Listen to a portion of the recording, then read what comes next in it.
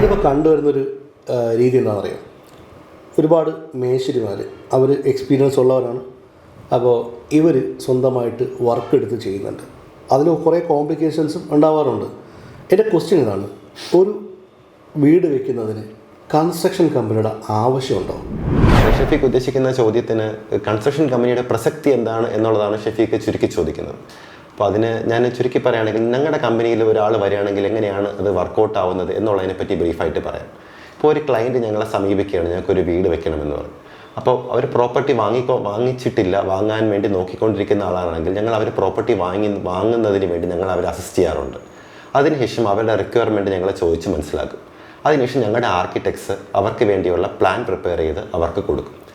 ആ plan once അവർ approve ചെയ്ത് കഴിഞ്ഞാൽ അതിനിടയിൽ അവർക്ക് ഒരുപാട് മാറ്റങ്ങളും കാര്യങ്ങളും ഉണ്ടാകും. അവരുടെ അടുത്ത് റിവിഷൻസ് കാര്യങ്ങൾ അവർ നമ്മളോട് പറയും. നമ്മളതനുസരിച്ച് ഡ്രോയിങ്സ് റിവൈസ് ചെയ്ത് കൊടുക്കും.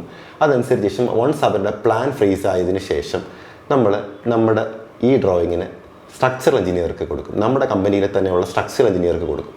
അതിനുശേഷം ഈ സ്ട്രക്ചറൽ ഡ്രോയിങ് വൺസ് പ്രിപ്പയർ ചെയ്ത് കഴിഞ്ഞാൽ നമ്മുടെ സൈറ്റിലെ സിവിൽ എഞ്ചിനീയേഴ്സ് ഈ ഡ്രോയിങ് പ്രോപ്പറായിട്ട് സൈറ്റിൽ എക്സിക്യൂട്ട് ചെയ്യും, വർക്ക് കംപ്ലീറ്റ് ചെയ്ത് കൊടുക്കുകയും ചെയ്യും. ഇതൊരു ലോങ് പ്രോസസ്സാണ്. ഇത് ഞാനിങ്ങനെ ചുരുക്കി പറഞ്ഞു എന്നുള്ളതേ ഉള്ളൂ. പക്ഷേ ഇത് നമ്മളൊരു മേശരിയെ സമീപിക്കുമ്പോഴത്തേക്കും ആർക്കിടെക്റ്റും സ്ട്രക്ചറൽ എഞ്ചിനീയറും സിവിൽ എഞ്ചിനീയറും എല്ലാമായി മേശരി തന്നെയായിരിക്കും. മേശരിക്ക് എത്രത്തോളം ടെക്നിക്കൽ സപ്പോർട്ട് ഉണ്ട് എന്ന് ചോദിച്ചാൽ അത് ഓരോരുത്തർക്ക് കിട്ടുന്ന ഭാഗ്യം പോലെ ഇരിക്കുമെന്ന് മാത്രമേ പറയാൻ പറ്റത്തുള്ളൂ.